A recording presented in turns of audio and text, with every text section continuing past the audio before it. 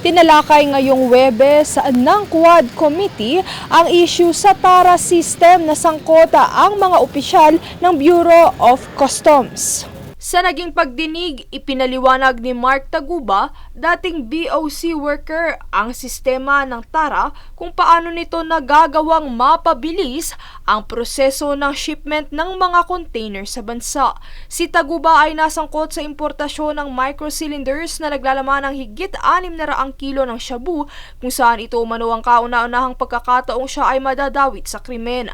Sa pag-usisa ni Zambales, 1st District Representative J. Kong Hoon, isiniwalat ni Taguba na ang mga trucker at broker ay may ugnayan sa Davao Group para humingi ng proteksyon at mapabilis ang pagpapalabas ng mga misdeclared goods nang hindi sumasailalim sa tamang inspeksyon.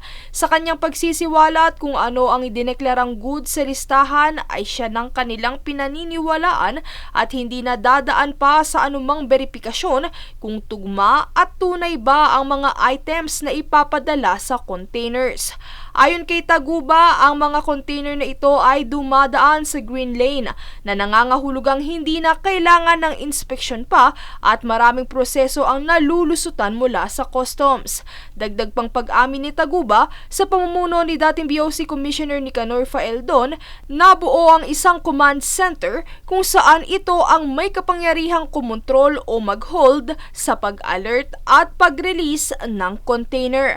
At dahil ilan sa mga negosyante ang naiipit sa sistemang ito, kadalasan sa mga kliyente ayon kay Taguba ay napipilitang kumagat sa TARA system upang makalusot ang kanilang mga items. Sa sistemang ito, 170,000 pesos ang all-in service para makalusot ang container. Sa 170,000 na to, hindi mo talaga siya magagawa ng legal eh. Kasi 40,000 lahat ng so, footwear, tableware, katulad po nitong nangyaring to, footwear, tableware, kitchenware, wala pong tax na 40,000 buong container. Kung isang container yan, Oo. it should be more. Kung idadaan mo yan ng legal, Answer me, it should be more. it should be more. Dapat mas mahal ang taxes na babayaran nila. Yes po, Your Honor. Okay, now, Ayon pa kay Taguba, ang TARA ay pinapatakbo ng Davao Group kung saan pinamumunuan umano ito ng anak ni dating Pangulong Rodrigo Duterte na si Paulo Duterte. Kaugnay nito ay binanggit din ni ex-Customs Intel Officer Jimmy Guban na kontrolado ng smuggling syndicate na ito ang customs simula pa noong 2016. Bagamat sangkot ang Davao Group sa operasyon, ito ay organisasyon lamang at ang BOC ang may buong kontrol at pananagutan sa holding process. Dahil sa mga katiwaliang ito, suhestyon ni Batangas 2nd District Representative Jervil Luistro na dapat may checkpoint mula sa pinanggalingan nito hanggang sa lugar ng unloading.